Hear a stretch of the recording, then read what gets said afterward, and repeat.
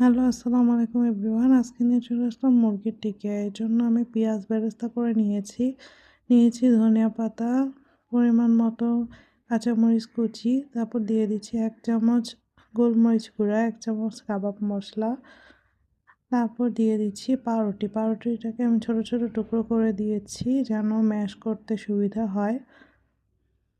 পাউরুটিটাকে এভাবে ছিঁড়ে ছিঁড়ে দিয়ে নেবেন। এখানে আমি 3টা পাউরুটি ইউজ করেছি। এখন দিয়ে দিচ্ছি সিদ্ধ করা মুরগির কিমা। মুরগিটাকে আমি উম রসুন আর লবণ দিয়ে সিদ্ধ করে নিয়েছি। এখন দিচ্ছি ম্যাশ করা আলু ভর্তা। তারপর দিয়ে দিচ্ছি পরিমাণ মতো লবণ। লবণটা আপনারা বুঝে দিবেন, কারণ হচ্ছে আমি মুরগিতে লবণ আগে দিয়েছিলাম। এখন এটাকে ভালো মতো মিক্স করে নিতে হবে। এর আগে আমি দিয়ে দিচ্ছি কর্নফ্লাওয়ার। এখানে 4 চা চামচ কর্নফ্লাওয়ার ইউজ করেছি। কর্নফ্লাওয়ার দিলে বাইন্ডিংয়ের কাজ করে, ভাজতে ইজি হয়, খুলে যায় না। এখন আমি কর্নফ্লাওয়ার দিয়ে এটাকে ভালো মতো মিক্স করে নিব। ভালো মতো চটকে নিতে হবে। ভালো মতো মিক্সড হয়ে গেলে আমি হাতে তেল মেখে নিব এটাকে শেপ দেওয়ার জন্য। এখন আমি গোল গোল করে শেপ দিয়ে নিব।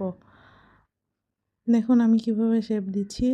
আপনারা এভাবে শেপ দিয়ে নেবেন, গোল গোল করে কাবাবের শেপ দিয়ে নেবেন। আমি আরেকটা করে দেখাচ্ছি। এগুলো হয়ে গেলে আপনারা ডিপ ফ্রিজে 1 ঘন্টার জন্য রেখে এয়ারটাইট বক্সে সংরক্ষণ করতে পারবেন 1 মাস। আপনারা এটাতে রোজায়ও বানিয়ে খেতে পারেন। এটা খেতে অনেক মজা হয়। দেখুন আমি কিভাবে শেপ দিচ্ছি। এখন এটাকে আমি রেস্টে রেখে দিব 1 ঘন্টা ডিপ ফ্রিজে। এখন আমি ভাজায় চলে যাচ্ছি। একটি ডিম আমি ভেঙে নিয়েছি। এখন আমি দিয়ে দিচ্ছি কাবাবগুলো দিয়ে ডিমে চুবিয়ে আমি তেলে ভেজে নিব। কাবাবগুলো মিডিয়াম আঁচে লাল লাল করে ভেজে নিতে হবে। আমি আরেকটা কাবাব দিয়ে দিচ্ছি।